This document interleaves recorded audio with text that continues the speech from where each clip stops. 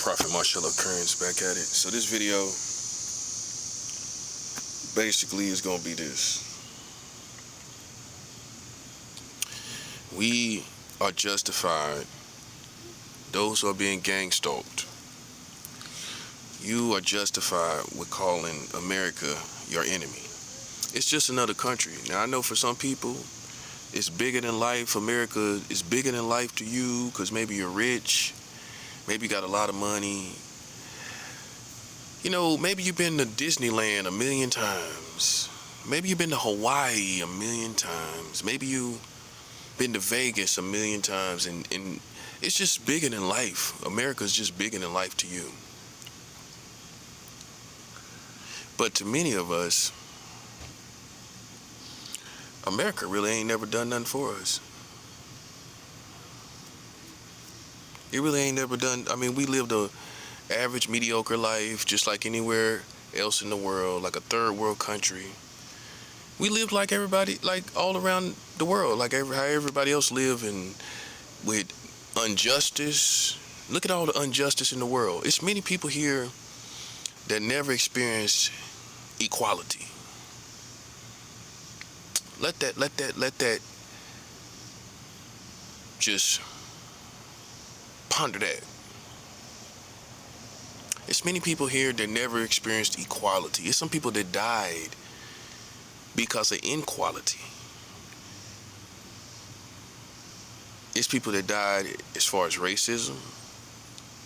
It's people that did not experience America as you presented, and that was never their reality. See, there's many realities for many different people here in America.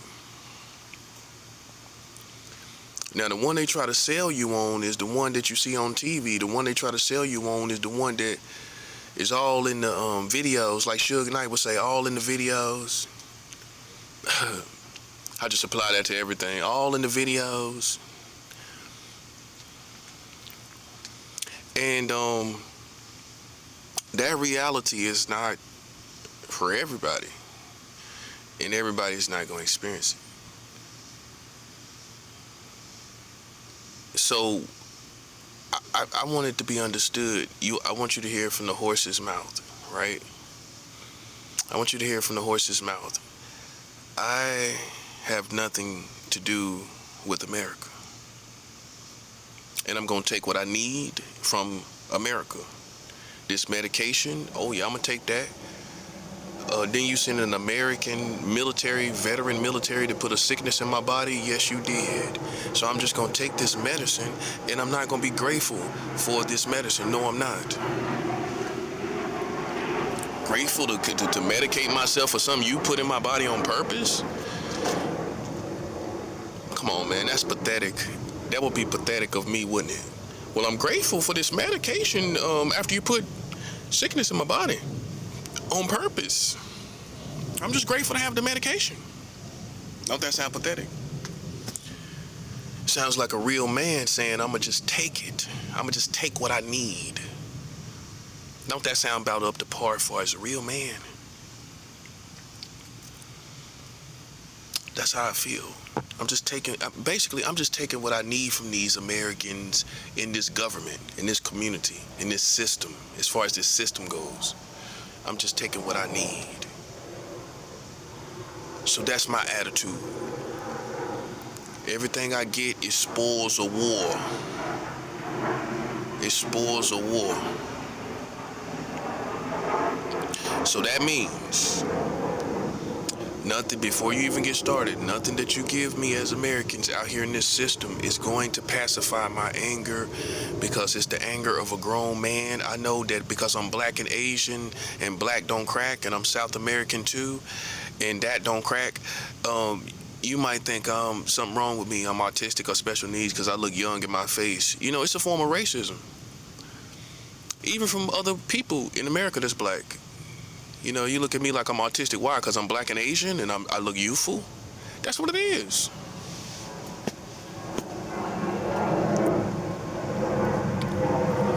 Let me explain something, man. I'm done. I won the clown game that America had. I won that clown game.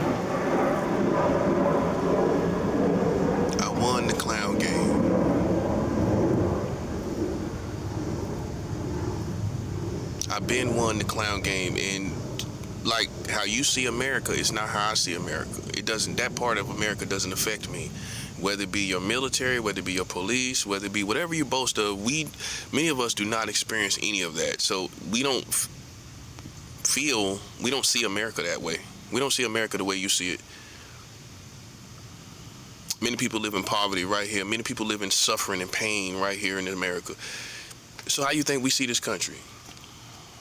Not like the white Americans, not like the racist white Americans, not like any of these people. We don't see the community like you see it.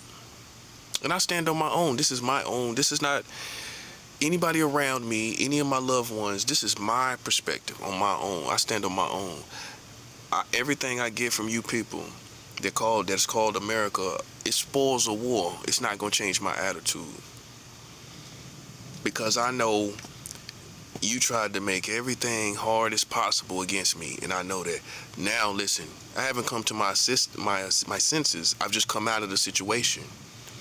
And now I can clearly see everything outside of the situation. Does that make sense? So, because you found this to be entertainment, we end in this situation called America. America's just a situation now, isn't it? Well, it's not rights for everybody. It's not equality. It's just a situation. America's just a situation. And I'm pretty sure if you're smart, you know that America has no intentions of taking care of everybody. You don't believe that, do you? See, as long as some of us don't apply ourselves, some of us are not working, it can look like that if everybody just apply themselves, that everybody can work, everybody can have something. But if everybody that could work would work, you would see that America has no intentions of taking care of everybody. Think about all these excess people here. Think about all these excess people that's in this country. You think they have intentions of helping everybody, especially now that we got the illegal migrants and all this stuff going on? You think they have intentions of helping everybody? No, they do not. They never did have intentions of helping everybody. You just couldn't see it because some of us didn't want to work. Some of us didn't want to apply ourselves for different reasons, various different reasons. Sometimes it's not wrong, you know. People go through all kind of stuff in the hood. You know, they think black people lazy, but guess what? We go through all kind of mental trauma, and we go through all kind of PTSD situations because of the streets, because of America, because of how we're programmed, whether it's intentional and whether we had part in it or not. That's to be put in the equation for why many of us are not working, many of us are not doing the everyday thing that they expect us to do. So because of that, they can always point to that and say that and make that represent all of America. That if that portion of people will work, then everything will be okay. But if we all tried to work, it wouldn't work. We wouldn't all be working. No. So you got to be smart enough to say, I know they have no intentions of helping every single person here. And they got the luxury of pointing to a certain people, whether it be homeless people, it might not be black people, it be homeless people, and say, see, that's why it's not working. But the truth why it's not working, because they have no intentions of helping everybody. No, they ain't had no intentions of helping everybody. And I know that. I'm smart enough to know that without everybody applying themselves or trying to apply themselves, I know they're not trying to help everybody. So they esteemed me as an enemy, and that's okay. I'm willing to die in my position. I'm not going to change, because I know that you know, we all know that America has been playing with my life, right? So why would I change my position? I'm willing to die in my position. I'm not going to change, because it's not wrong for me to be in this position. I know what you've been doing. I seen how you've been doing it, and you think it's a game. You think you tough and you think you bad, and I'm just turning my back on America. What I need my audience to realize is, my supporters, what I need you to realize is that this is the end of the road for America. It's the end of the road. Whatever y'all thought was coming, whatever y'all thought was going to happen, it's not going to happen. It's funky. This country is funky, torn down, and this is the end.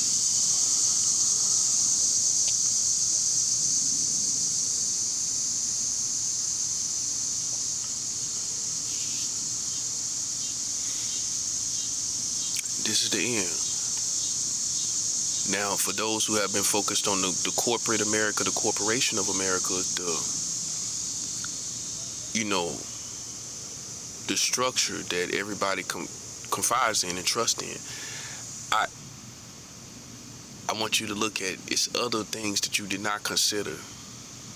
The population and the condition, the mental, the emotional and the moral population, the moral condition of the population, the mentality of the population. All of that determines other things without the structure that you trust in. So in other words, all these people that's around us, all this whole population, look at the condition of their minds, look at the condition of their souls, look at the condition.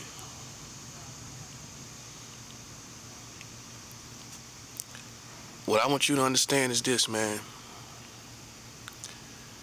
The Americans tried to support me way too late.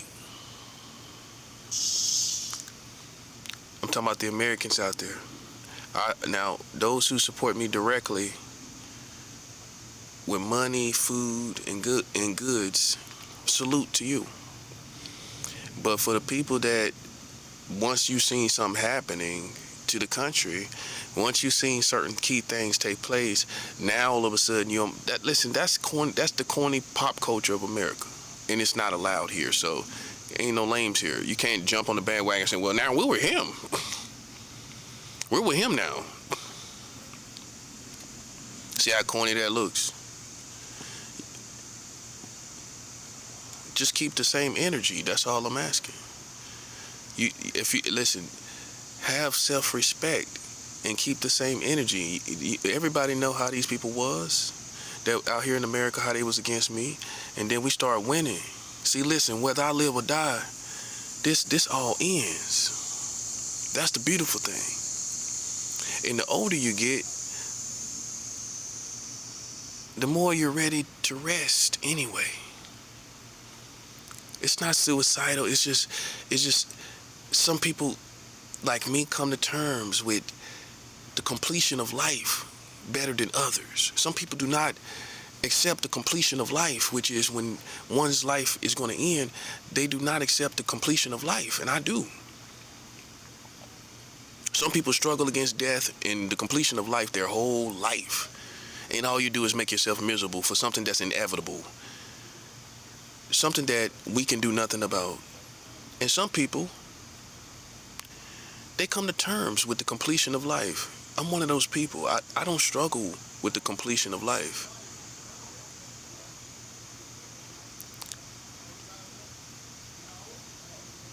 Okay? We hate this country. I hate this country. I do not love your country. I do not love America. I have been treated like my ancestors. I do not love this country.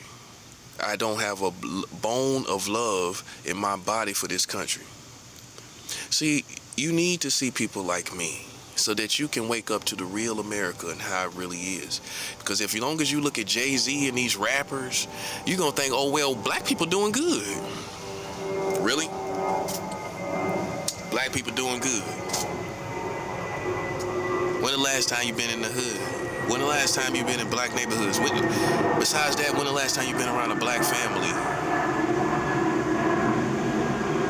When the last time you been around a real black family?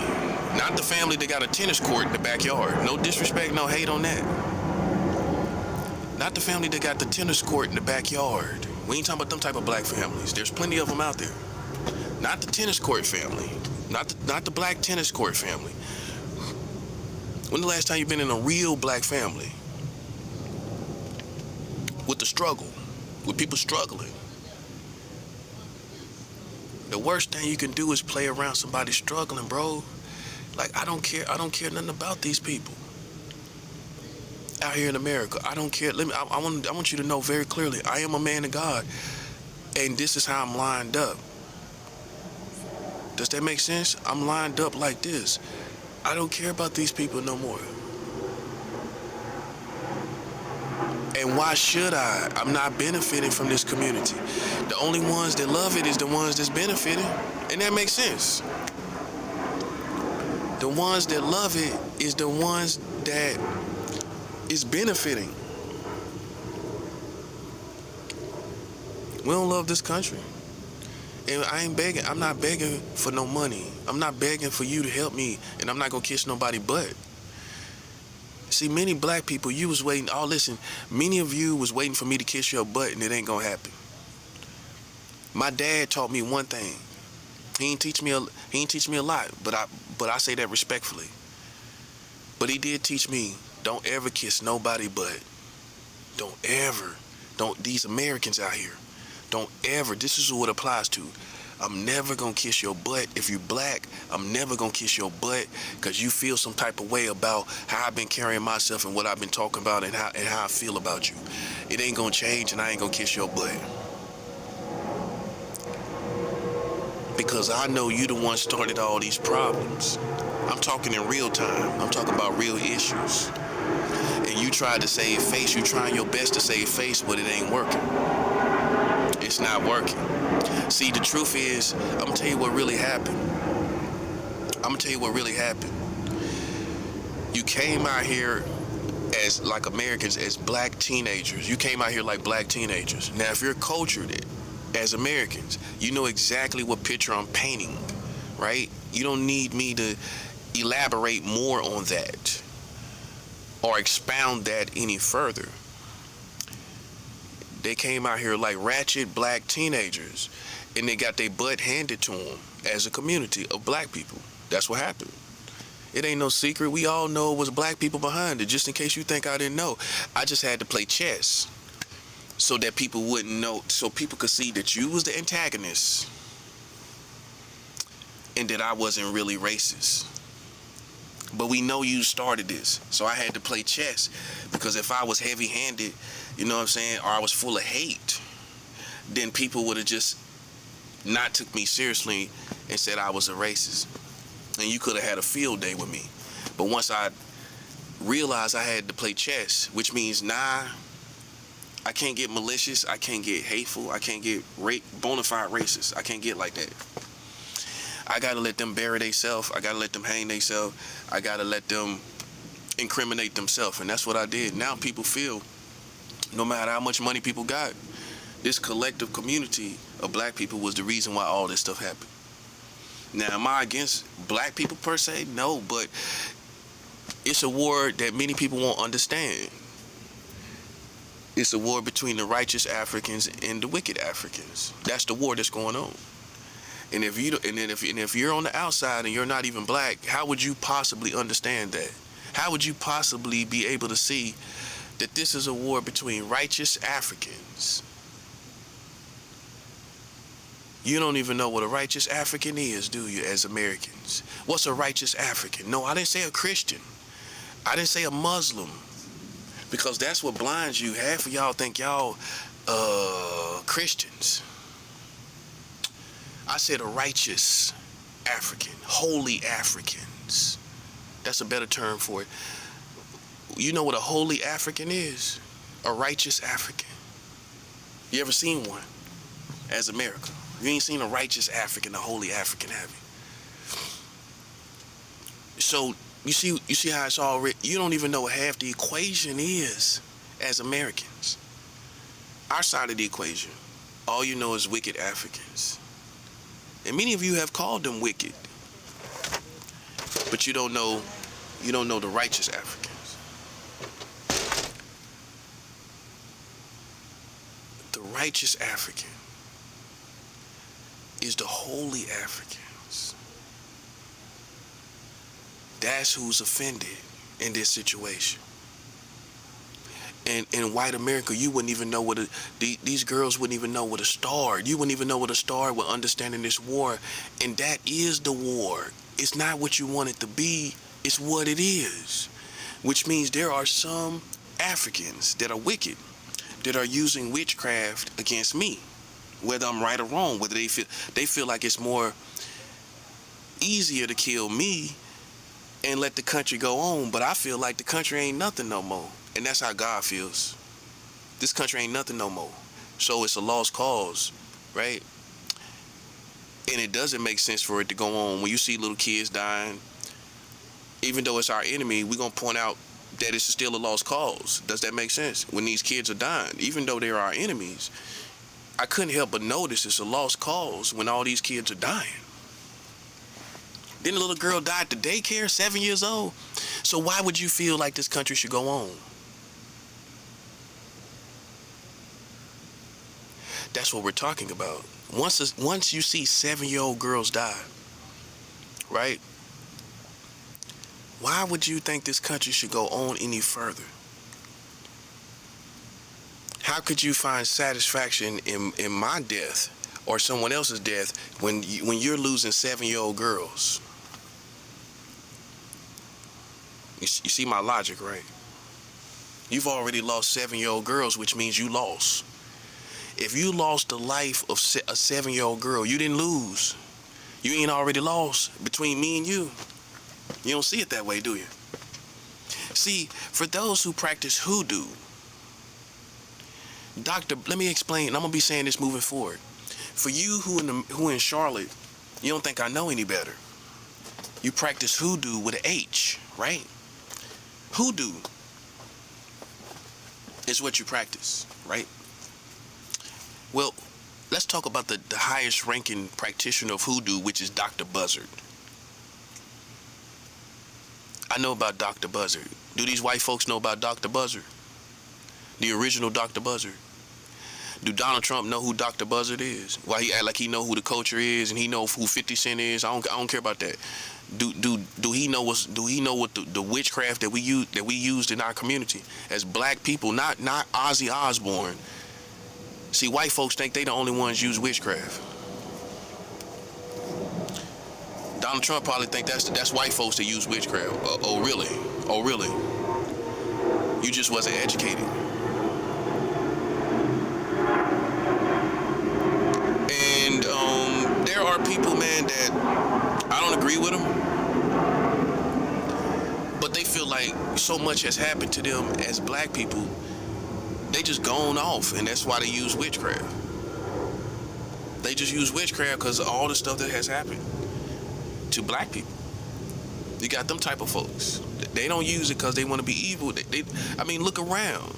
Look at what would you do? See, even though I don't agree with something, I can understand it. Where I don't just dismiss it and say it don't make no sense. I can understand the mindset behind it, right? Even though I don't agree with it. Put yourself in the position of people that's been hated and discriminated even by their own people. You just throw up your hands and you begin to say, you know what? It looks like God is not with us. It looks like God is not here on our side. You know what I'm saying? I'm not one of those people, but I'm showing you how other people will think, man. Nah, it look like God don't care about us. So I'm gonna just go over here and use witchcraft. I'm gonna just go over here and just do what I gotta do to get myself ahead and do better in my life. See, I understand that. But there are some people, man, that in the new generation, that's more the old school perspective in black witchcraft. Right? The new perspective is these young black people feel like we don't care about other people, black people. We don't care about color no more. See, the more generations get younger, they don't care about, or people take the perspective of younger generations. Because that can happen too. Even though they're older, they can take the perspective of younger generations. Where They can see that, you know, they're dealing with other black people, but they don't care. They think it ain't about color, it's about whatever it is, right? No charges, no really things that incriminate us, but whatever it is, right? But some of them feel like that they just want to fight with witchcraft against other people. Some black people are like that, right? I think that's possibly influenced by white America and America. And they just out here on demon time, or I say clown time. The people out here in America is on clown time, right? I don't even give them the pleasure of thinking they on demon time, like, because they think they bad already, right? Man, I've been around killers, people that have killed people. These people out here that's using witchcraft is not on no demon time. And that's the problem now. They think they on demon time and they not.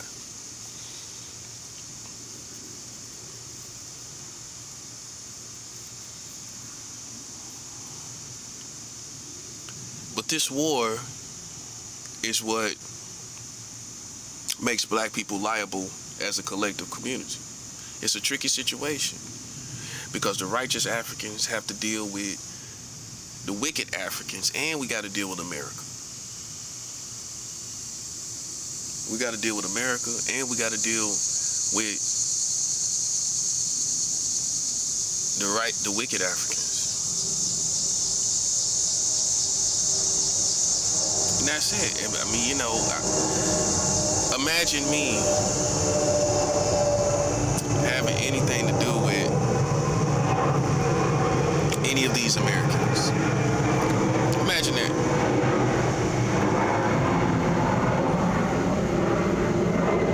So I want to make it clear, man, for people that don't understand.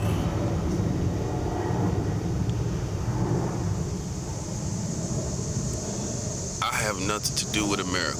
This ain't the state fair. I know you, as Americans, you're corny. You think this is the state fair. This is not the state fair, which means I don't want to know you Americans. I don't care if you're on my side.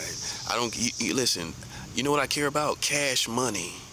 And listen, you can think, when other people say it, you ain't got no problem with it, if culturally speaking.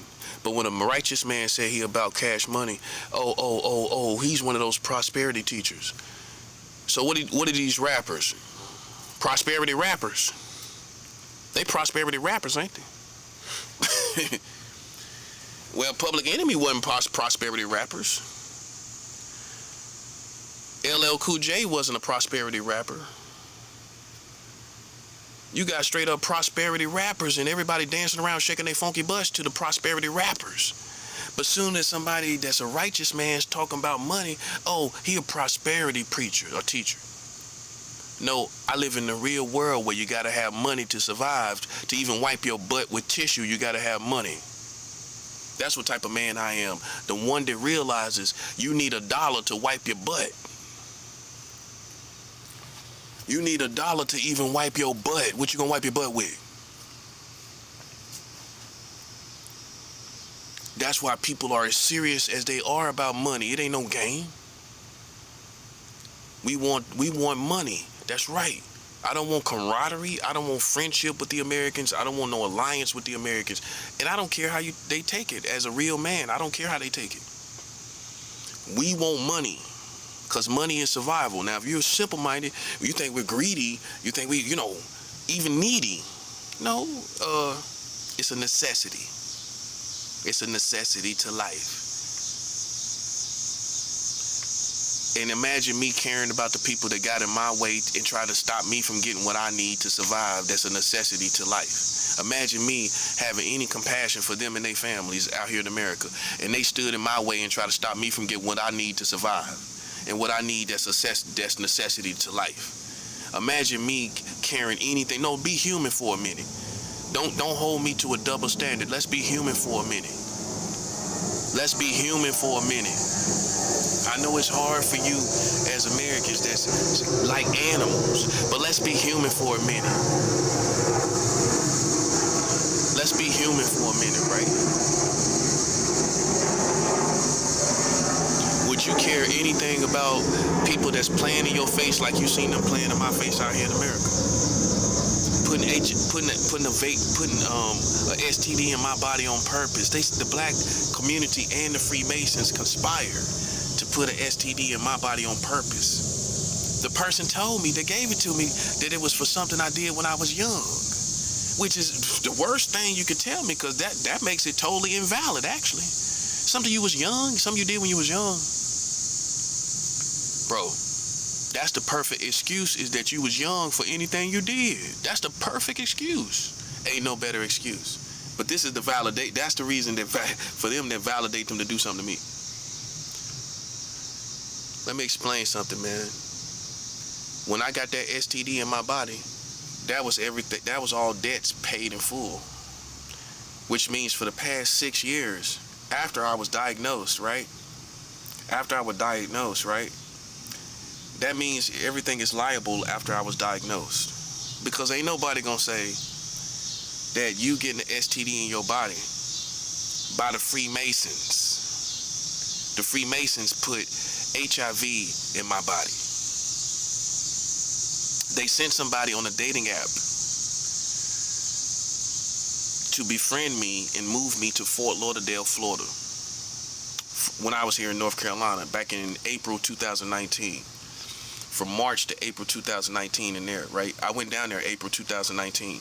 This person was sent by the Freemasons and the black community. They conspired with the Freemasons. I know all about it. I know all about it. I know that it wasn't just the Freemasons. I know that black people as a collective community was sitting back watching that happen. They knew all about that. They knew that the Freemasons was sending somebody to me to give me HIV on purpose. Black collective culture knew this. So, you see where it's at, right? Now, so why would I kiss black people's butt after that? No, I said be human. Be human, right? See, me and you, I told you there's different experiences in America. You see how tricky it gets? You see my experience where even black people ain't in good standing with me? No, it's a lot of black people that are not in good standing with other black people.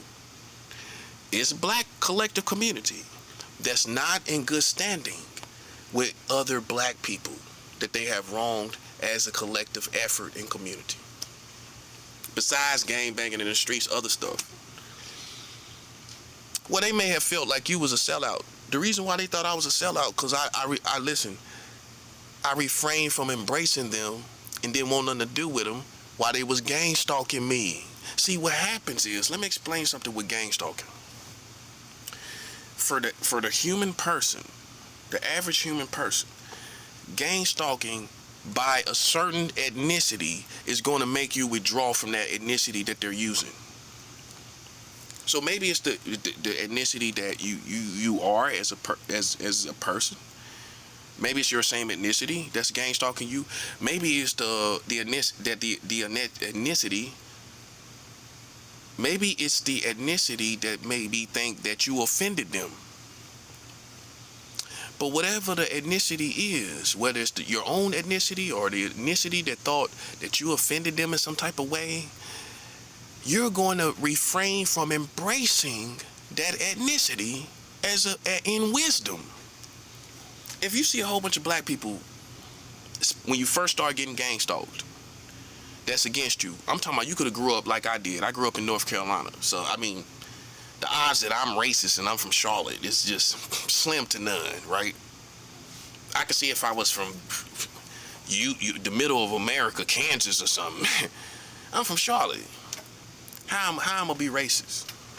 So then you're going to say, well, it must be something else. It is something else. I'm telling you what it is. They came out here gang stalking for money. They came out here playing games for money, right? And that's what caused me to refrain from embracing them. Now, this is the timeline how it all started. When I refrained from embracing them, they took that position as me being a sellout. And then that inflamed the whole community, like I'm just this nationwide sellout, when it was only, now we can tell the whole story now that we see it clearly. Now that you all see it clearly, all it was I was being gang stalked, and I refrained from embracing black people without really saying nothing about them, without even doing nothing about it, really. That was 2018 when I initially first stopped embracing black people because of what they were doing in the gang stalk. At that time, I didn't even know what the term was, gang stalking. No, let's ponder that. I didn't even know what the term was. So I didn't even get caught up in what you might think is this extra stuff that might not be happening that I learned from information about gang stalking. I wasn't listening to anybody that was talking about gang stalking. But my street wisdom, I knew with street wisdom.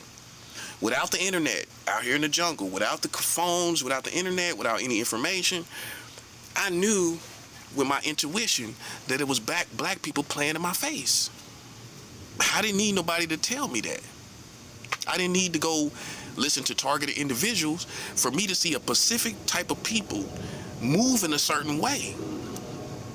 Mind you, I'm a prophet, right? So my intuition, my spiritual intuition was telling me all of that. So all I did was just refrain myself from really dealing with them, and I was verbal about it. I was real about it, but it was misunderstood when I said I don't deal with black people. But now that we understand what gang stalking is, that's what it was. So that's how I responded. I ain't say nothing to him. I wasn't nasty to him. I just, in the beginning of gang stalking, I refrained from embracing them. Now, like I said, ignorant people took that as me being a sellout when I refrained from embracing them. Now we know what gang stalking is. Now people can understand why, right? But in the beginning, when I didn't even know what the term gang stalking was, they thought, you see what I'm saying? They thought that meant something else when I stopped embracing black people. Now you see what I had to go through.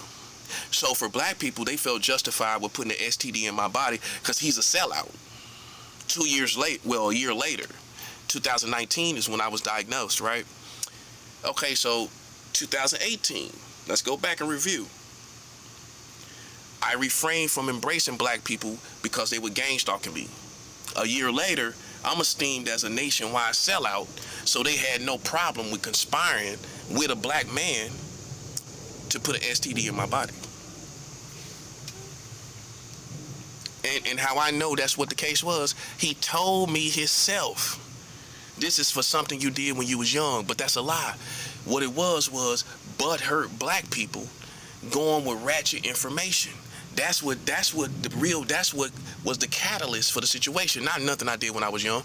The catalyst for the situation was they thought I was a sellout. They thought I was somebody that hated them. That was the catalyst. See, sometimes, man, people don't really tell you the truth. They tell you something else. And we call that a lie. Whether it's directly or indirectly. It's an indirect lie or direct lie. That's a lie. What it really was about is that I refrained from embracing black people at a certain period in the beginning of the gang stalking. That's 7 hours. That's what happened. I stopped embracing black people at the beginning of the gang stalking.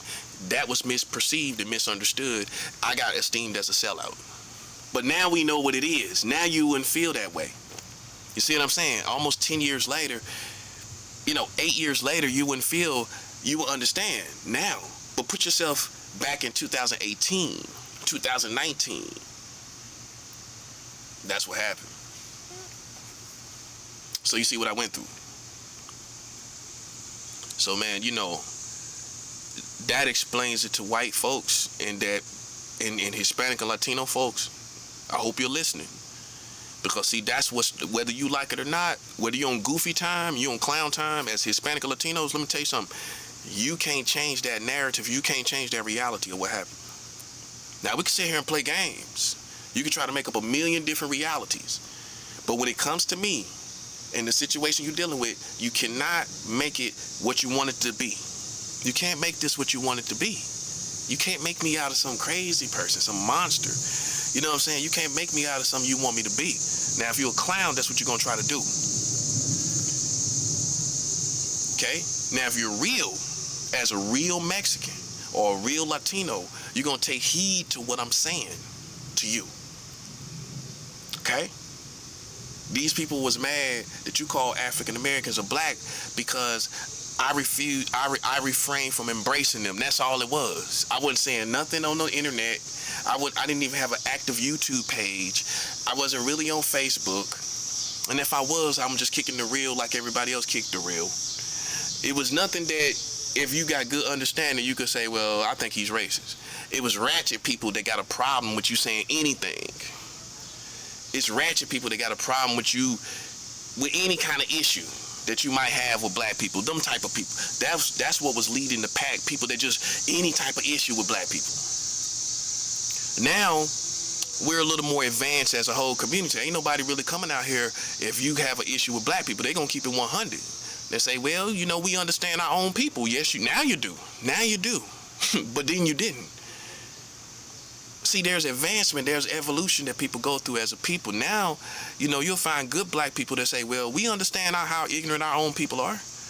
We don't know. We don't consider that no racism. We don't consider that. We don't look at it that way. We know how, because we know how ignorant our people are. Now, you as Hispanic and Latinos can get bamboozled by witchcraft Africans. You see what I'm saying? They gonna come in and act like they represent real black people. And they gonna tell you, I'm against black people. You see what I'm saying? And you gonna follow the same thing that happened back in 2018 to 2019 when they put an STD in my body on purpose. You're gonna be following that type of same energy. While the more cultured and cool black people that's not clowns, they understand my position. You as Hispanic and Latinos gonna follow the same position as these other people back in 2018 and 2019. When they thought I was a sellout at the beginning, gang stalking, but all it was I stopped embracing black people. That's all it was. That's all it was subject. That's all the main foundation was. And it wasn't like I was hunting them or fighting them or, you know what I'm saying, singling them out like on this malicious type of way. It wasn't even like that. But that's how it was esteemed. That when you go from person to person and then it's an issue from more than one state, think about it. It's going to be bigger than life, what anybody is saying. Whether it's racism, pedophilia, whatever they putting on you. Whenever it goes from one state to the other, it's going to be bigger. It's gonna seem worse because this state is talking about it. These people, think about it. People ain't even used to a person having politics on their life from different states. You see how that make the average person think? Oh, this person been talked about in New York and California and Florida. Now you see what I'm saying? And they gon'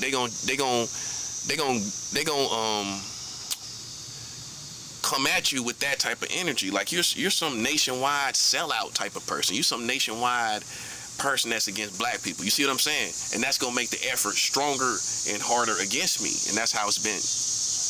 Once you hear all you gotta hear in the information is that I've been from state to state. These people have problems from me from state to state. If you're a local person, it's gonna resonate differently. It's gonna hit differently. You gonna ponder it differently. But if you nationwide yourself, like me, you gonna say, well, those politics could follow him from place to place, and basically that's what happened. It don't change the caliber of the politics just because it went state to state. It's just ignorant people that's got nothing better to do, which is the Freemasons, and we know that. We know it's the police too. We know that. And they took these politics from California to New York to Florida to North Carolina. That's all it is. It don't change the caliber of the information or politics to a person that's nationwide, because we know how it can follow you. We know how people can work with these Freemasons, and that's the only thing it really is. It don't change the caliber of the information. But if they stupid, they gonna hear all this information from different states, and you gonna project this stronger energy towards this person. Just off the strength of it being in different states. Does that make sense? For me, I ain't gonna give it no more strength. I'm gonna listen to what I hear, and when I see you ain't got no charges, I don't care how many states talking about it. If they can't lock you up, I don't care how many states talking about it. If they ain't seen you do nothing wrong and they ain't got no charges and you ain't done nothing wrong, I don't care how many. The moon could be talking about it. People on the moon could be talking about it. I don't care who's talking about it. I'm gonna say, well, is he doing something wrong? Well, the people on the moon, We don't care what the people on the moon is talking about. Secret society, y'all the people on the moon, ain't you? Illuminati, the people on the moon, ain't it? Freemasons, you the people on the moon, ain't you? We don't care what the people on the moon talking about. They the people on the moon, ain't they? Man, listen, for the people on the moon, can you really prove anything in the narrative that you're talking about? No, you can't. That's what I want people to realize. They can't prove nothing in the narrative that they talking about with my real life. With my real life, they can't talk about none of this stuff intelligently, man. So guess what? We, as a result, after 12 years of being gang stalked, I no longer, after 12 years now, imagine how, let's double park right there. Imagine how you would feel if you was gang stalked. Let's double park right there so I can talk to you through the window. That's 7 out. While we double park, I'm gonna talk to you through the window. I'm gonna talk to you through the window. While I'm double park, where you at? Imagine being gang stalked for 12 years. 12 years of consistency. 12 years of them playing in your face. 12 years a slave, just like the movie. 12 years a slave. What you think my attitude's supposed to be? That's how I know. This is how I determine who's real, whether you're on my side or not. This is who I determine who's real and who's a clown. After 12 years of them playing in my face, I don't care about them, their family, their children, or nothing. I don't care about their grandmothers. I don't care about their aunties. I don't care about their nieces, nephews, or toddlers or infants. The kids you just pooped out your butt, I don't care about. I don't care. Hispanic and Latinos, I don't care how many kids you done pooped out. Here in America, so what? Ain't nobody doing nothing to them. That's how we look at it. And if you a clown, that's what's gonna make you gonna go past that. Ain't nobody doing nothing to your little stinking kids, bruh. That's it. What else? That's a clown, bruh. Life is too serious to be sitting up talking about your children. Ain't nobody doing nothing to them. And that's it, clown. And that's why I know me and you ain't the same. You know why? My turn up is a little harder than yours. My logic is a little realer and harder than yours. As Hispanic and Latinos, listen, the ones that's playing with me, listen, my logic is a little 100 than yours. If ain't nobody playing with your children and you still playing, you a clown, bro. Straight like that. I don't care. I don't care where you come from. I don't care where you come from.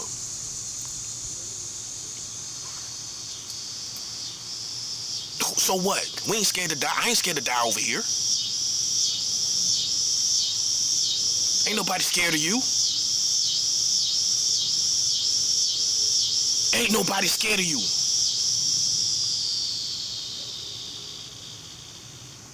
I'm a grown man over here. Ain't nobody scared of you. Ain't nobody scared of these Mexicans. Ain't nobody scared of no Latinos.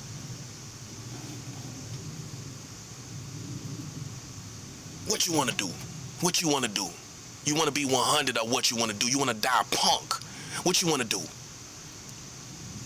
You want to die punk, talking about stuff you ain't even heard or seen with your naked eyes. Like somebody doing something to Mexican kids, like somebody doing something to Latino kids. What you want to do? That's what we want to know. What you really want to do? What you really want to do? We can make it happen, what you really want to do. That's all I'm asking. What is your ideal confrontation with me? What is your ideal confrontation? Just me. What's your ideal situation where me and you can talk or whatever we could do? What's the ideal situation? See, that's how we know you're a clown. If you was a big dog, you would be able to answer that question. What is the ideal confrontation between me and you that you want to get set up? What do you want to do? See, instead of thinking like a teenager and taking it as a threat or an empty threat when it's not, You can't even think of an ideal confrontation between me and you that you really want to do. You ain't even came to that level of elevation. That's how we know what level you on. Ratchetness, man. That's all you on, bro. Our community over here in the black community, we listen, we know it when we see it. Ain't nothing but full of ratchetness. See, some of these white folks don't know no better. Cause see, if you was a big dog, listen, you already have the ideal confrontation in your mind. Oh, we want to meet you and talk to you about this, and we want to talk to you about that particular issue or this particular issue. One-to-one, mano-a-mano. You ain't never thought about it. You know why? Because you a clown. I'm talking about the ones who confronted me. These Mexican Freemasons, these Mexican Illuminati members. I know who it is. These Mexican Freemasons and these Mexican Illuminati and Freemasons. Oh, like we don't know. Latino, Hispanic, Latino Freemasons, Latino Illuminati. Why you ain't got no conversation? Man, come on, bro, because you ain't built like that. That's why. Because you would have been had an ideal confrontation in your mind that you want to set up. Think about it. So this could get figured out. That's 7 hours. You ain't got nothing to figure out, do you? You ain't got no confrontation to get this figured out, do you? You know why? Because you a small chump. You a chump, that's why. Oh, I know what my confrontation is. My money. That's my ideal confrontation. When you gonna get my money? See, that's what the big dog's talking about. Now, what's your ideal big dog confrontation? Besides shooting and killing, what a big dog can't kill everybody. Okay, no, you can't. No, you can't. Okay, so you're not built beyond anything else but trying to shoot back and forth like a kid, right? You can't politic on the street level as a man or a woman, can you? See, that's how we know how you built, buddy. You can't confront everybody. You can't kill everybody. Sometimes you got to be political. And it's easy to be political in this situation because ain't nothing happened to your kids, have it? So why it ain't easy to be political? Why it ain't easy for me and you to talk? Why it ain't easy for you to look me in my eyes and ask me questions when ain't nothing happened to your kids anyway? I mean, that's self-explanatory. Ain't nothing happened to your kids, have it? Okay, so you don't really need to even have a confrontation. But because you've been playing with me, we do, don't we? Man, listen. Because you've been playing with me, we do need to have a confrontation. We do need to sit down. You see, but you ain't gonna be able to say nothing, are you? What you gonna say? What you gonna say as Mexicans or Latinos? What you gonna say that's worthwhile? What you gonna say that's worthwhile? That's why you can't do it. Listen, man, you a lame. You listen, all the Mexican, Latino, and Freemasons and Illuminati members that's Mexican and Latino, y'all all lames, man. All of y'all lames. And I don't care if you got guns. Because you got a gun don't mean you a real nigga. Not to me. Everybody and their mama got guns down in the South. Especially down here. Everybody got guns. You simple-minded. See, listen, you can't politic as a real nigga, can you? You can't politic as a real nigga. Tell these Hispanic and Latinos that's in Freemasons and Illuminati, you can't politic as a real nigga, can you?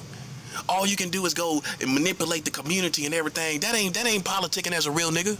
Cause you gonna get down to the solution. You gonna get down to the problem. You gonna get down to the problem. You ain't gonna listen. The problem lingered too long for us to respect your politics. This problem done went out of control and been going on too long for us to respect your politics. The big dog's gonna come in and get it over with. Either way it goes. We don't respect them, man. Riding around acting like they politicking. That's how we know they lames. They doing it. They projecting themselves as big dogs politicking with the community, but they ain't coming to the solutions. Big dogs gonna come to the solutions. Nah, they ain't gonna drag this on for years and years and years. See, Sun Tzu taught this in The Art of War. This is for Hispanic and Latino Freemasons and Illuminati. Sun Tzu taught this in The Art of War. Do not have lengthy campaigns. Do not have campaigns that is all long, and I'm paraphrasing, these long campaigns for years and years. It goes against the art of war, so you can't be practicing the art of war. Well, the bottom line is I'm a more refined student of Sun Tzu than you. Well, in the art of war, Sun Tzu taught his students not to have lengthy campaigns, not to have these long campaigns. You know why? I'm gonna tell you why. Because when you have long campaigns, guess what? All different other politics come into play. All different other politics, like your cause. Your cause gets lost with a lengthy campaign. Now people want to know, with all this time that done went by with this lengthy campaign, why you ain't seen who he was by now? So now you're questioned because you had a lengthy campaign. Now you're liable because people want to know why you still fighting this dude and you done seen him forever. Now you see why you can't have these lengthy campaigns. I don't have no lengthy campaign because listen, I'm just defending myself. See, to establish in war whose side you're on, you have to establish who was the initiator, who was the instigator, who was the antagonist. And that's how even in international war and local wars and national wars in different countries and here, and this is how you established. This is how you establish whose side you're going to be on. If you're a just, righteous person, you're going to look at who instigated, who initiated this. That's what I'm looking for.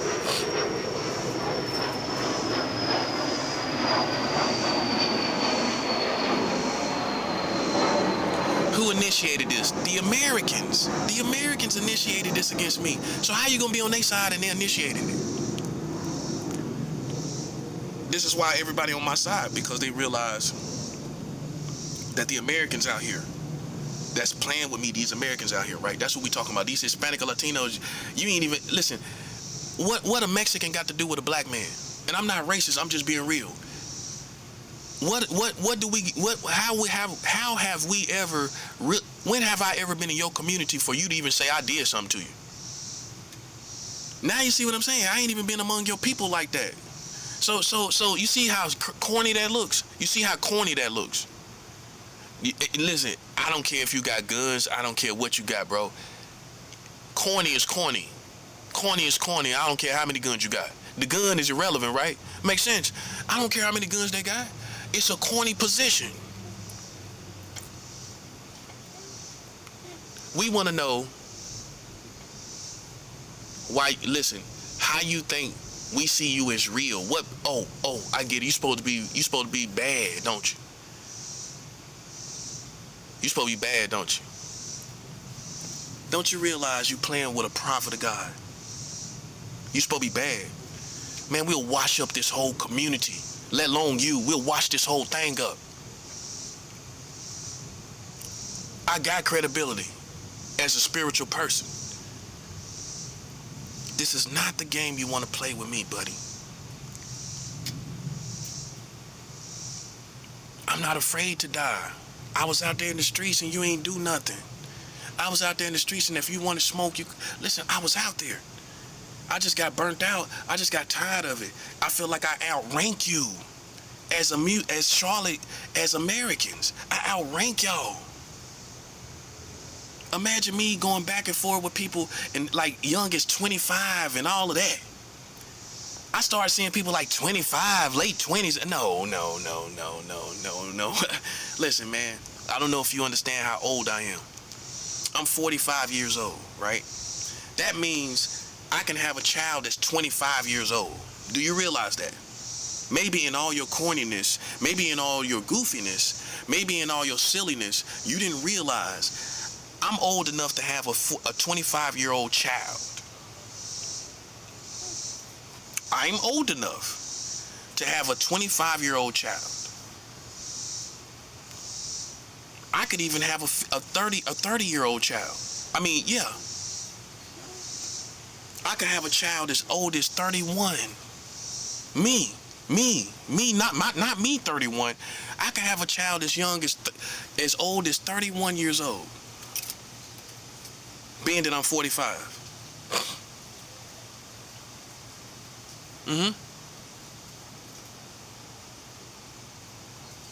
I could have a child as old as 31 years old. So because black don't crack, and because I look young, and because you listening to me, you don't realize, many of you don't realize, I'm almost 50 years old, bro. I'm 5 years away from 50. I'm 4 years and some months away from 50 years old. You think I'm playing with some Mexicans and some Latinos and I'm almost 50 years old? I'm almost 50, bro. I don't owe you no explanation. That's why I talk exactly how I'm supposed to talk, man. I'm almost 50 years old, man. I'm going on 50. 10 years from now, I will be over 50 years old. You think I'm playing with somebody? These Mexicans and Latinos, I'm almost 50 years old, man. You see where we at? And I think it's racism. Okay, the black man don't ever grow up to America.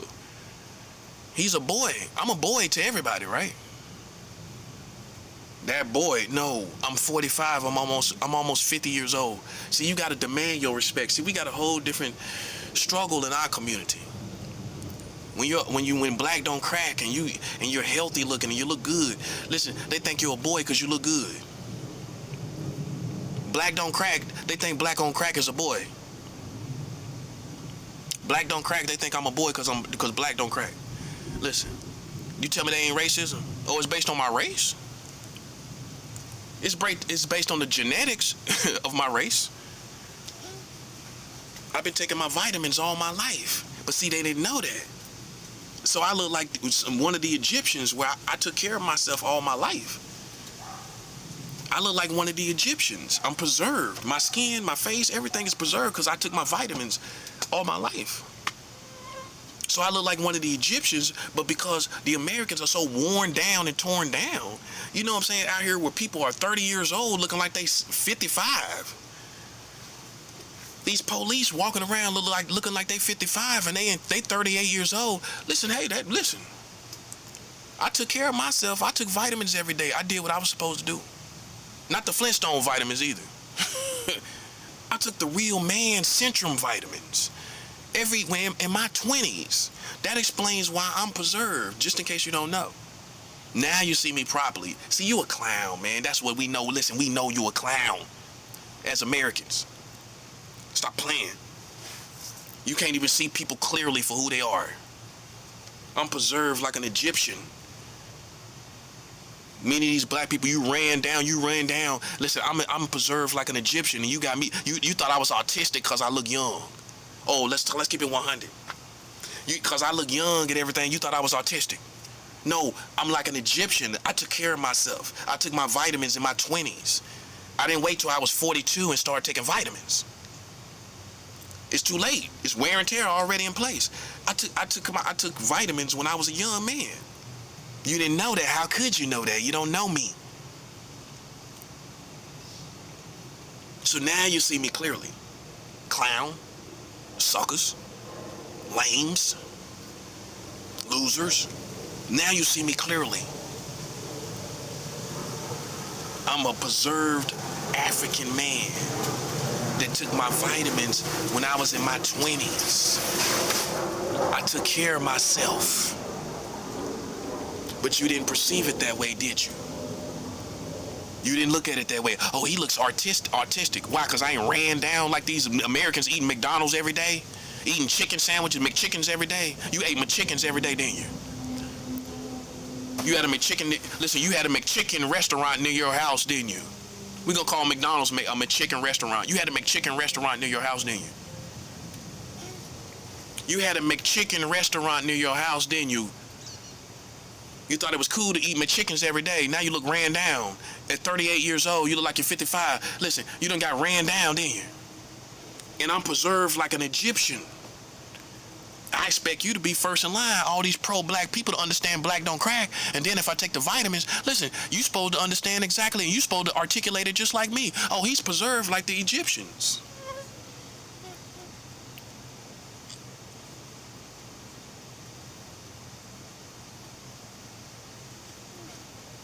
You think I'm playing games, don't you? I want my money.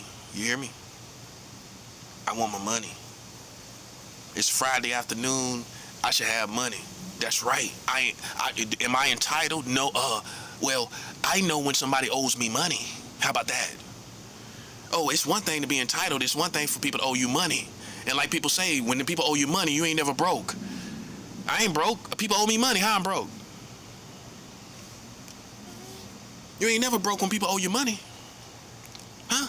Oh, y'all don't owe me nothing. You don't feel like y'all owe me. Y'all seriously don't feel like nobody owe me nothing. And it wouldn't even fix all my problems anyway. If I got the money, it wouldn't even fix all my problems. That's how you know I'm owed the money, is because it wouldn't even fix all my problems. If you gave me the money that I'm asking for, it wouldn't even fix all my problems. It wouldn't even fix all that you have done, having an STD in my body and all I've been through in America. It wouldn't even heal all of that. But it is a gesture of taking responsibility for your actions as Americans. You can't blame nobody in my family. Family gonna stick together. You should have knew that. Family gonna stick together at the end of the day, and you gonna look like a clown on the outside. At the end of the day, you should have knew that, and you played yourself.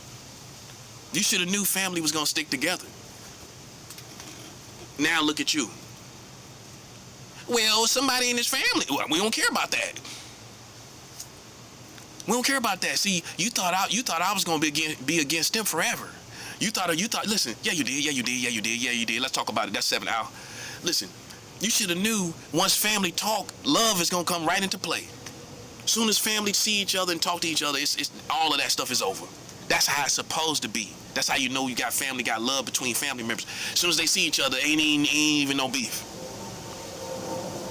That's how you know two parties had love between each other. That's how you know. You can see each other and don't even say nothing. But when I see Americans, right? When I see Americans, they ain't gonna ever get that same love I give my family. They ain't gonna ever get the same forgiveness and no. Family is different. The main reason why it's different is so much history of love and respect and memories. You can't destroy that. But me in America don't have no love and history and memories, do we? What history I got with the Americans? Now Jay-Z and them got history with the Americans. Beyonce sang in the inauguration for Barack Obama. She got history with America, being around the Americans and all. See, that's what I'm saying. It's two different experiences in America. Beyonce has history of singing at the inauguration of President Barack Obama. She got that history. I'm pretty sure Jay-Z was there in the crowd. I'm pretty sure he was there in the crowd. I'm pretty sure he was there in the crowd. I'm pretty sure he was there in the crowd.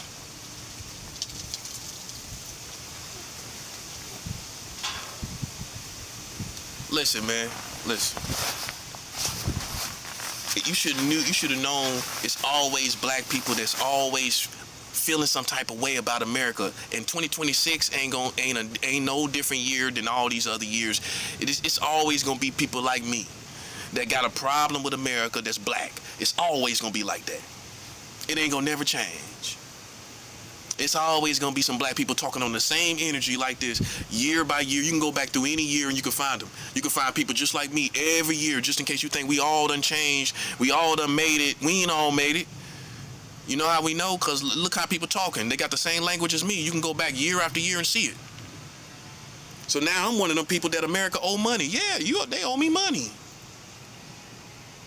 Yes, sir. Yes, sir. Yes, sir. Yes, sir.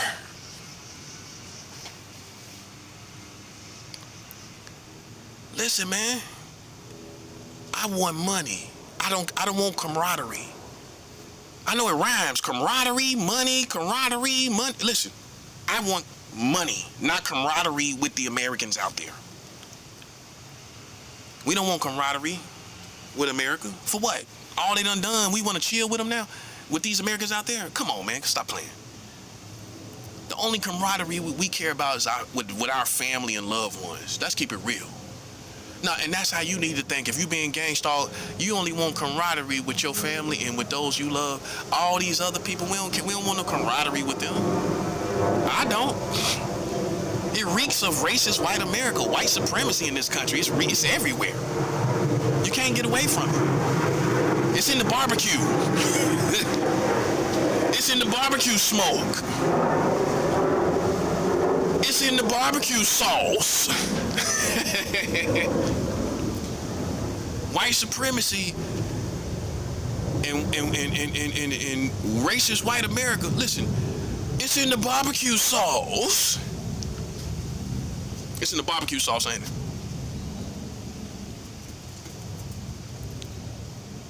While you eating burgers this summer, I want y'all to know it's in the barbecue sauce. While y'all eating hot dogs, I want y'all to know it's in the barbecue sauce. It's everywhere. This country reeks of white supremacy and racist white mentality. This ain't gonna never feel black. This country ain't gonna never feel black when you walk down the street. It ain't gonna never feel like that. You see what I mean? They overall influence this community in how it feels. You see how it feels. You know how it feels. Do you feel the feeling? For those who have good intuition, do you feel the real feeling in this country? That part.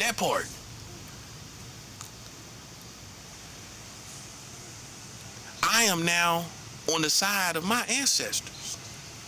I'm on the side of my ancestors that went through oppression, mental abuse, physical abuse, emotional abuse, spiritual abuse, mental abuse, all this stuff. And I have been treated like a slave. Yes, I have, man. People, when I'm out there homeless, telepaths and mind readers listening to me defecate and urinate. Oh, let's tell the truth. Let's shame them. Let's embarrass them. Listening to me defecate. But if I did the same thing, I would be a pervert that they feel should die. If I was listening to somebody else defecate. You know what I'm saying? But that's what they did to me. You telling me I ain't got treated worse than a slave when you got people watching me defecate? But I'm a soldier, so I didn't take it as humiliation. I didn't get humiliated. See, a soldier, I don't ever get humiliated from any of these things that civilians might be humiliated by. I didn't get humiliated. I just became a soldier in the situation, I guess you could say. I just became a little more passionate when I realized they was watching me defecate and urinate and all kind of stuff. And I'm not saying you can't. I'm not condoning masturbation. I'm keeping it real. But some of y'all can't even masturbate because you got monitoring spirits and mind readers watching you masturbate. Oh, you ain't been through that?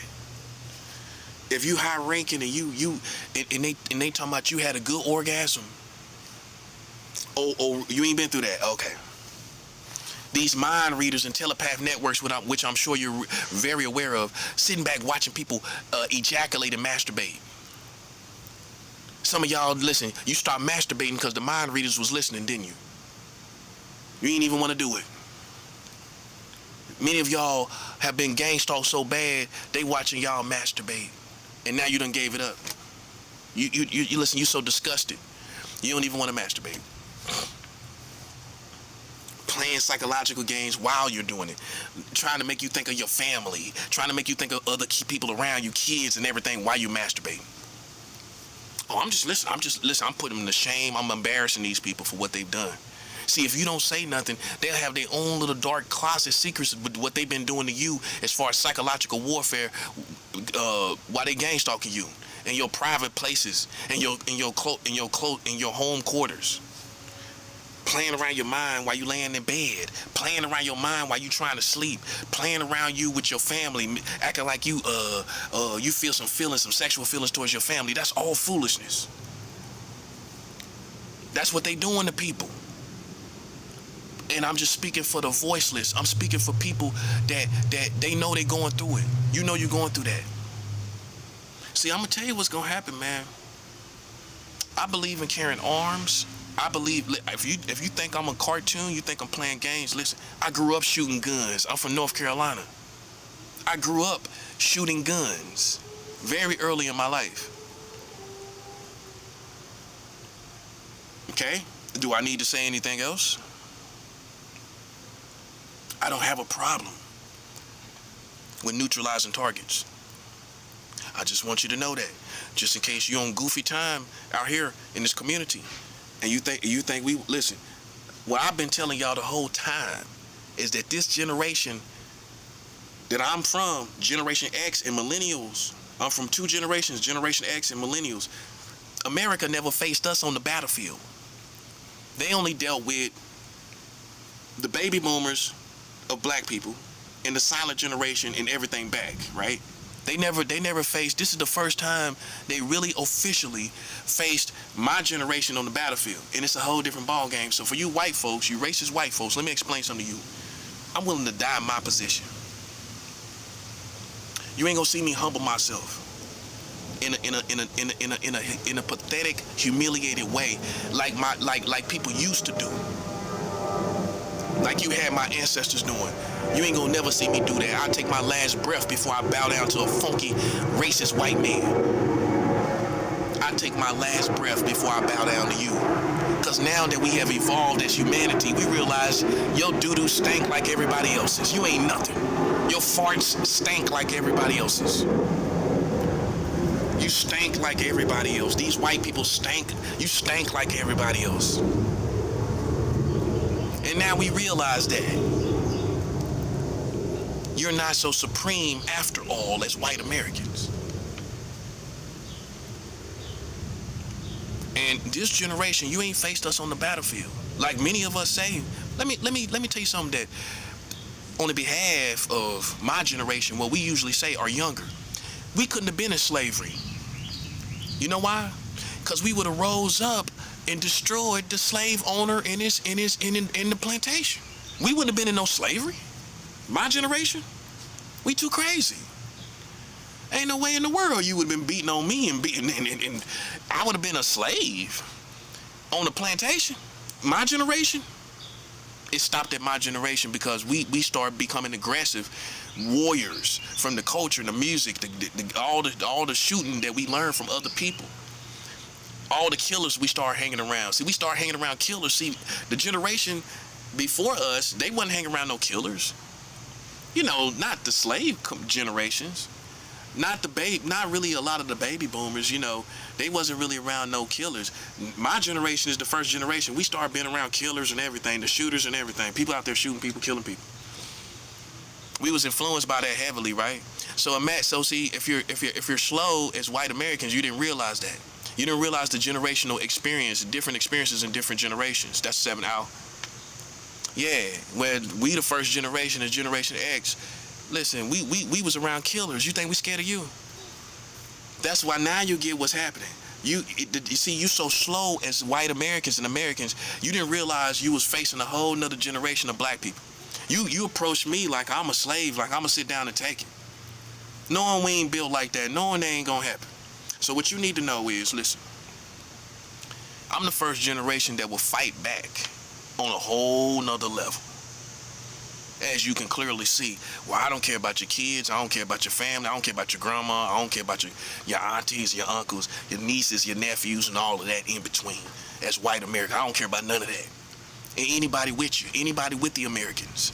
I don't care about your family, your kids, your nephews, your uncles, your aunties. And you don't got to believe I'm a man of God. It's what it came to. It's what it is. It's what it came to. And I have no problem with letting you know that. This is the verbal record of it. And what you gonna do about it? What you want to do about it? This is the first, listen, I'm the first generation that ain't scared of no Donald Trump. I ain't scared of no Trump. Some of these black folks bowing down to Trump. I don't care. He put his pants on one leg at a time, just like me. They trying to get him anyway. I ain't scared of Trump. I ain't scared of white power. Y'all still scared of white power. You know how I know? Because y'all scared of Trump. I ain't scared of Trump. Ain't nobody scared of you. Listen, man, all you got to do is free yourself. Free yourself from the fear of the past generations, like how they had us psychologically. See, if everybody did that, we'll be, see what I'm saying? It will be further along. Because it's more of us than them. I want you to ponder this. It's more of us as a community than them, right? Even if they got the military. You still need people to work these plantations. You still need people to work these jobs. So ain't no country gonna really kill you. They bluffing. You know how I know they bluffing? Because who they gonna have work all these jobs? If they kill us all, who gonna work? You ain't think about that, did you? That's 7 out. Who gonna work? Who gonna work if they kill us all? Who's gonna work them plantation fields if they kill all of us? Who's gonna go out here and work at McDonald's? There ain't nobody there. Who's gonna work at Costco's? Who's gonna work at the airport? Who gonna work at Amtrak and Greyhound and all that, where the black people be at and all that? Who gonna be driving coach for Greyhound? Who gonna be doing that? If we all dead. So see, they have to negotiate. See, you didn't have masters that taught you the art of high level negotiation, where we know they bluffing like they ain't gonna kill everybody. They can't. Who's gonna work America? America will fall apart if they kill all of us. That's why we all just have to stand together. See, if they could just isolate me, then you just kill me. But if all of us are willing to die, they gotta fold. You see what I'm saying? They gotta fold because they can't kill all of us. So what they try to do is isolate people like me. Well, we'll just isolate him and kill him and we'll have all these people still working. But if we all had united and for a certain cause and for certain liabilities that the Americans did, right? How they gonna kill all of us? They ain't gonna do it. That's why protesting is so effective in any country, because think about what I'm saying. How they gonna kill everybody? UN gonna step in, somebody gonna step in. They can't kill everybody. Nope. They bluffing. They always been bluffing. They can't kill the whole community, man. That's why they try to isolate the leaders. That's why they try to isolate the teachers, the prophets. They try to isolate us because if we unite the whole community, they gotta fold to our demands. They gotta give us our demands. So the art of war is to in their case, to divide and conquer, like people say.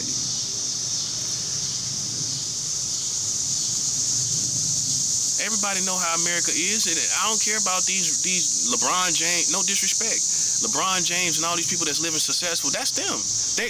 Those type of people that live like that. They are their own community. I hate to say it. Think about it. They really just are with other rich black people and other rich Hispanic or Latinos. That's not our community. They are their own community. The rich people, the famous people, they are their own community. The government, the politicians, they are their own community. And then you got, I guess you could say middle class, that's a community. And then you got the poor people, that's a community. But now, middle class in the hood is all one community because the struggle is affecting all of us. And middle class is the one who pay all the taxes. Middle class is the one who really labors and works for America. The poor people ain't really doing nothing. Think about it. Rich people, you know, they got so many loopholes they jump through. It's not even funny. Middle class is the one that's taking care of everybody. Taking care of America. That's the backbone of America. It ain't the rich. The rich ain't the backbone of America. It's the middle class. How poor people the backbone of America? They ain't doing nothing. They done gave up, and you can't halfway blame them. But they're not the backbone. It's the middle class that's the backbone. And they struggling. So the rich black people are their own community. They their own community. They don't know. We don't relate to them, and their friends is gonna be people in their own. They ain't gonna come chill with you. They only hang out with us for street credibility. They might go down to Roscoe's Chicken and Waffle just for street credibility. You know what I'm saying? I'm not saying LeBron necessarily. I'm just saying that whole rich community. They're going to go down there just to be part of us or part of the community on ground level, the ground level part of the community. But the truth is they know, and we all know, they're not in touch with us no more. They're not in touch with our community no more. They're not living the same experience we live, and y'all still let them come down there and get credibility.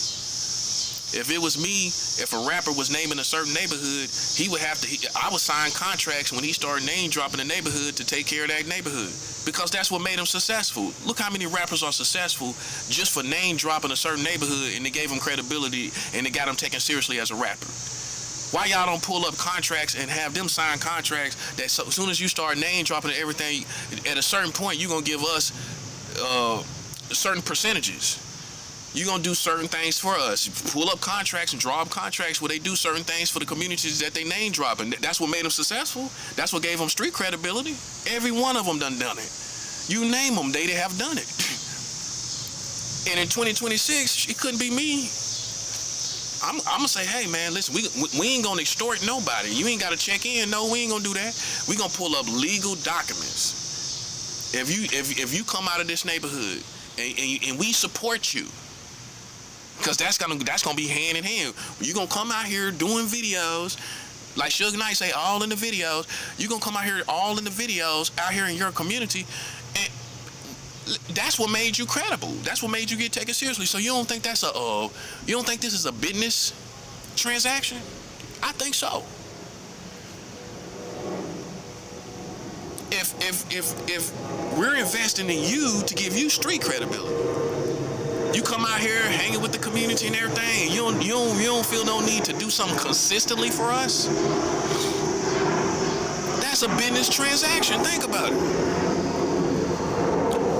In 2026, man, all these neighborhoods should be pulling up contracts on these rappers. You come out here name dropping, you ain't got to put no pressure on them. You ain't got to do none of that and have gangsters put extortion and checking in. Nah.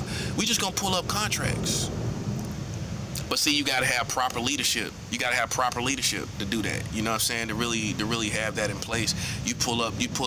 Listen, if they don't agree with doing the contracts, then the leaders is going to influence them to not be credible. They can try, but they ain't going to be credible. That's how you got to do it. Okay, you ain't got to sign these contracts, but you ain't going to be credible. In this neighborhood, that neighborhood, this, da. You know. So we two different communities. Rich people start naming your neighborhood. They get enough money to be taken seriously, and then look, what they do for your community. A little bit here and there as they feel. Forget here and there as they feel. I will pull up contracts to make them consistent with supporting the neighborhood they came out of. Not when I feel like it. Here and there. See, that's good enough for y'all. I will have contracts that make them consistent. Every year. Consistent, yeah, that part. Every year, bro. So, you know, that's just how, see what I'm saying? See where I'm at? As a prophet. That's why I'm at in 2026. Hoods should be pulling up contracts on these dudes, getting credibility using these neighborhoods, coming out doing videos in the neighborhood. But then they don't really do nothing for the neighborhoods. They don't really help you. They become part of the rich community. They leave you behind. Nah, you should pull up contracts on them. Okay, you can leave us behind, but we got these contracts. Long as you giving us a little money, hey, go about your business. See, that's how you got to do it. So that's all I'm saying, man. You know, America's the enemy. That's how we look at it.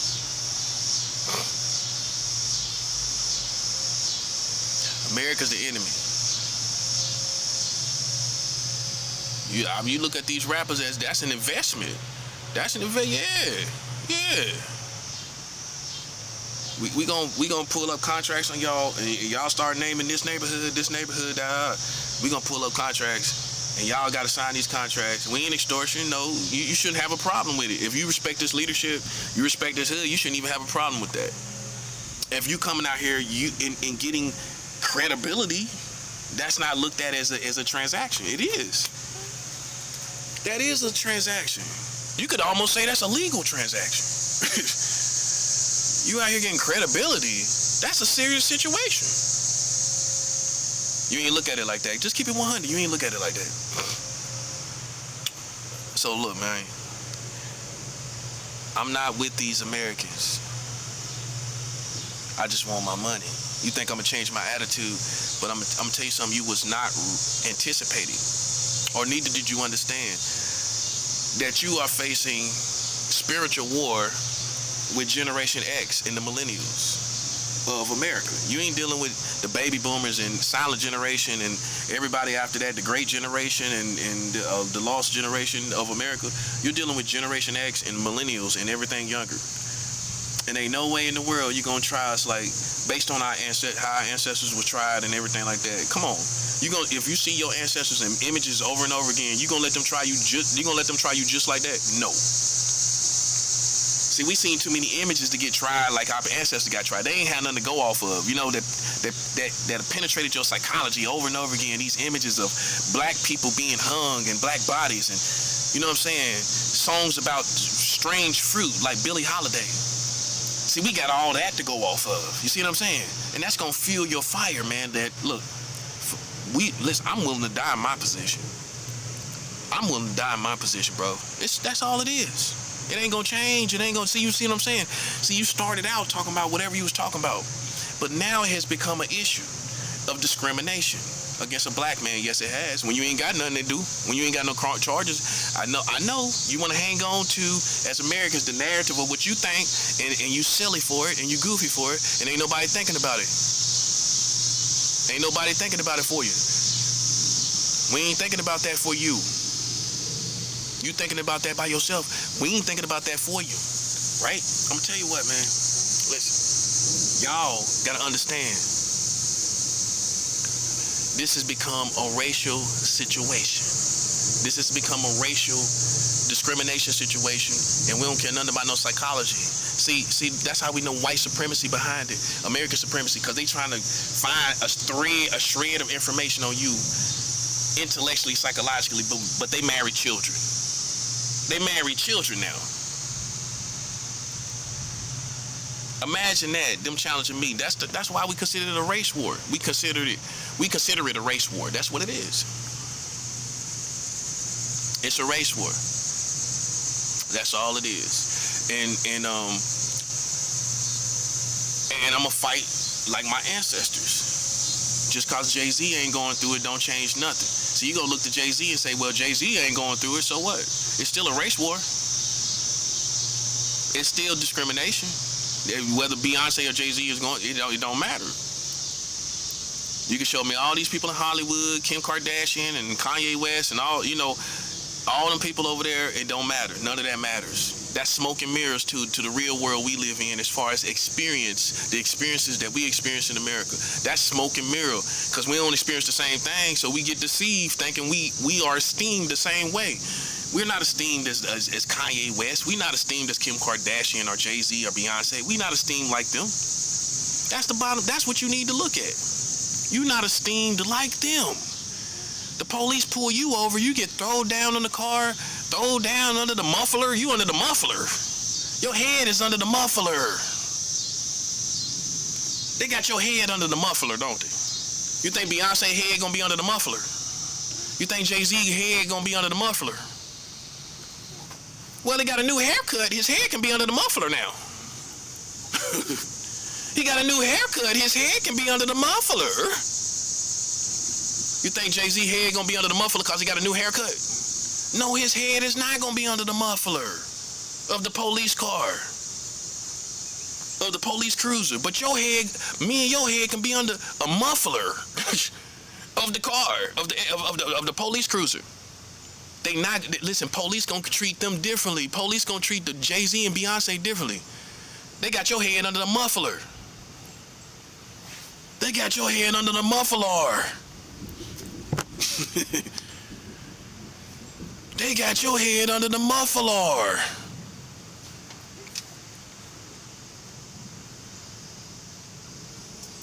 Your head under the muffler, ain't it? Hey, listen, man, let me tell you something. If you keep esteeming all them type of people over there, and I'm not hating on their success, but the bottom line is we're not treated like they are. They're a whole different community, and if you got to be. I'm not talking about no conspiracy theory. I'm talking about that. It's a whole different experience. Jay-Z get pulled over, or they want to take pics and everything. Oh, they don't. They ain't gonna take pictures of them and Jay-Z together. They ain't gonna treat them a little differently. Especially the high-profile singers and rappers. Come on, they gonna treat them differently. What they gonna treat you like? Indifferent. It's gonna be a indifferent vibe, ain't it? It's gonna be a hostile vibe, ain't it? When you ain't even really barely did anything, you ain't even, what, traffic violation? You getting treated like you went on a lick. You getting treated like you did a 211 or a 187. Listen, man, listen. Come to terms with it, man. We represent like how the ancestors was treated, like the same timeline as far as how it's black experience. We still on that. We still on that time. We ain't on no famous people time and all these entertainers time and people that we look at. That's what deceived us. That's why we stopped fighting, because we thought we arrived with these other people. We ain't arrived. No. We did not arrive in the same place as those rich people. We thought we did. We look at the music, we look at the movies, we look at all these TV shows, and we think that's our people. It gets tricky when you say our people. That part. You see what I mean? Because by experience, whether they went through it before, I hate to say it, man. Times change, and we still out here. It ain't hate, it ain't bitterness, it ain't butt hurtness. We not butt hurt. It ain't butt hurtness. We don't get treated the same, and that's the bottom line. Whether you've been through it or not, you don't get treated the same. So what I'm supposed to do? Just say, well, he got treated like us, but he doesn't now. Well, but he used to. But they used to. How good can that work for you as a community when they used to get treated like you? You can't do nothing with it. What can I do with that? What can I do with you used to get treated a certain way? I can't do a thing with that, buddy, and that's the bottom line. The bottom line is that works for your narrative that you've been through the same thing, but how does it work for me? How does it work for me? It doesn't. It doesn't work. It doesn't. How can that do anything? What does that do? Come on, man. Listen. You live a different experience than these rich black people. That's 20% of the black experience. The other 80% of the black experience is struggle and pain and problems and poverty. The rich black community only represent 20% of the black experience. It's not even really that. It's more like, 8%? That represents 8% of the black community experience here. That don't speak for us. That don't speak volumes for the community. It don't speak volume for what all these richest black. Jay-Z, he speaks volumes for the black community because he got rich. It speaks volumes for what goes on in America as far as our experience as black people. No, it do not. It don't speak volumes. None of that stuff over there speaks volume for the community. Nope. You ain't look at it like that, did you? That's only 8 to 20% of the black experience in America. The rest, the other 80% to 92%. Is poverty, people playing in your face, your own people playing in your face, the righteous Africans versus the wicked Africans. You got that going on. We got to deal with that. That's 2026. We got to deal with people using hoodoo, voodoo, obia, Europa against us, where black people don't even see their own people. What you supposed to do? Be a martyr for as a soul brother martyr while they over here and they ain't even on that. They ain't even on it, bro. They don't even care about being a soul brother, so to speak, or a brother that got funk, a brother that got soul, a brother that got the funk. They don't care nothing about that. So what I supposed to do? Be a martyr for it? Die for the cause of something that nobody else cares about? See, that's how people starting to feel. But see, rather than just getting money like the rest of the rich black people and just running off, you know what I'm saying? I'm going to defend myself. My position is, when I think like that, I'm going to defend myself against black people in spiritual warfare. While you just run off, with your money, and they done you wrong. So by the time you get free, listen, you ain't going back. See, many black people that's rich, they ain't going back because they done deal with black people so much in a bad way. See, we don't talk about that part. Well, they barely made it out with all these wretched black people. They don't want nothing to do with black people because all they went through with them.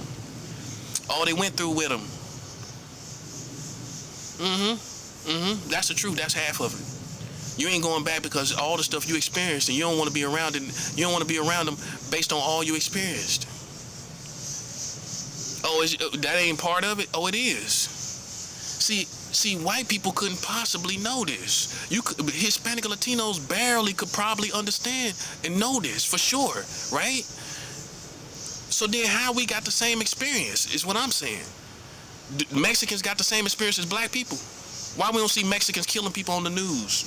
Why we don't see them? If we got the same experience, if black and brown got the same experience, show me the news with all these where Mexicans killing just as many black people, as many Mexicans as we killing black people, as our own people. Show them killing their own people like we kill our own people. That ain't the same experience. Show them on the news like we on the news. We on the news every day. Every day we on the news. When the last time you seen Mexicans on the news for shooting Mexicans? When is the last time you seen Latinos on the news for shooting other Latinos? You don't see it. Because like I explained, you know, us as African Americans, we're many different tribes of African, and through that confusion, there is no harmony. We're not all the same tribe. You got Nigerians, you got Ethiopians. And if it's not the same vibration, that's how we don't have brotherhood and brothership. Every other race is going to fight each other as brothers, which means we're going to fight physically first before anything else. That's why you don't see Jamaicans on the news. You see Jamaicans on the news? Do you see Haitians on the news? You don't see no Haitians, and they more dangerous than black people. Jamaicans are more dangerous. Why you don't see them on the news for killing each other? Because their vibration match. Ours don't. African American is not one ethnicity. It's a whole bunch of different tribes of African put together, and we never sectioned ourselves off in tribes to where we have one vibration by tribe. We don't even know what that feels like. The closest thing, that's why we're very family-oriented people. The closest thing to our vibration that's like ours is our family. But imagine a whole race where y'all got the same vibration. Puerto Ricans got the same vibration because they all Puerto Ricans. Black people are not the same vibration because we're different tribes of African. Nigerians is one tribe of vibration. Ethiopians, if they got together, it's like a brotherhood, like between brother. Like, man, we think the same. See, we never experienced that as black people because we never sectioned off in tribes and then came back together, where we had Ethiopians, Nigerians, people from all the different countries in Africa. Our leaders never organized us by tribe. Now you know what it feels to be family for real, like the Mexicans and the Latinos, and even some white people. We never experienced that. That's why we got confusion. That's why we don't have harmony, because it's a whole bunch of African tribes all together as black community, and we don't really be together. Because it might be a Nigerian and an Ethiopian, and y'all don't really just connect like that. But then it's hit and miss. You meet some Nigerians and like, oh yeah, he like my brother. You know why? Because he's probably Nigerian. See, I'm Nigerian, right? I can prove that by DNA. I'm Nigerian. So I'm gonna be cool with Nigerians. My vibration is gonna connect with Nigerians more than any other African tribe. Is that understood? Well, I have other problems with other tribes of people, but the Nigerians, I connect better with them. And that's why we have confusion, because you're trying to connect to people that's African, but they not from your same vibrational tribe. They don't have the vibration of your tribe. And that's why that's why I truly believe we have black on black. I think that's one of the foundations for black on black crime and black on black conflicts. We got we got confusion within the tribes. We never been sectioned off in tribes. We never had any leader, whether it was Malcolm X, MLK, even Minister Louis Farrakhan. I say respectfully, nobody organized the tribes. Only the prophet, only one that you can find talking like this. We should have sectioned off in tribes, because like I said, Jamaicans, you don't see them on the news. Why? Because their vibration is too similar, like a brother or a sister. You're gonna understand. You're gonna think the same. You're gonna have the same thought patterns, the same spirituality makeup, the same vibration. How you gonna have problems? But they more dangerous than us. So make it make sense where they ain't even on the news and we are, because we have confusion in our tribes. We're not the same total vibration. You meet somebody that's black, that don't mean y'all from the same tribe. That's like being in Africa. You from one country, this person is from a country 80 miles away, 1,000 miles away. That's not the same thing. So those two tribes in Africa could clash. They could clash because it's different vibration according to their experience and to their genetics, everything, all that stuff, spirituality, everything. And so that's why we have confusion more than any other race of people here, because we're not one race of people. It's a whole bunch of different tribes in one collective African-American ethnicity, you could say, that they call us. But really the truth is it's a whole bunch of tribes that never been organized. And we had leaders and they never thought about it. That's why I want you to understand, with my intellectual property, the difference between me and other people. A prophet is going to come from a whole different lane. Well, I'm telling you, the main reason why we got confusion in our communities is because the tribes was not organized. They were not sectioned off in organization, where you could feel the same thing, Hispanic and Latinos and Puerto Rican. Why you think they all together? Because they got a similar vibration. We don't even know what that's like, to walk outside and everybody's like brothers and sisters. By vibration, everybody's like brothers and sisters. Similar way of thinking. We never experienced that. Walking outside and like, whoa, everybody's like us. No, no. Jamaicans done it, Haitians done it, Mexicans done it, Latinos done it, Puerto Ricans done it. We the only race of people that don't know what it is to walk outside and boom, it's like a whole connection with vibration. It's a whole vibrational connection. We don't know nothing about that. That's why they don't fight among each other. We the only ones that do it. And people couldn't explain it until somebody spiritually came in and explained it. You know, so for God's true people, salute. Over and out.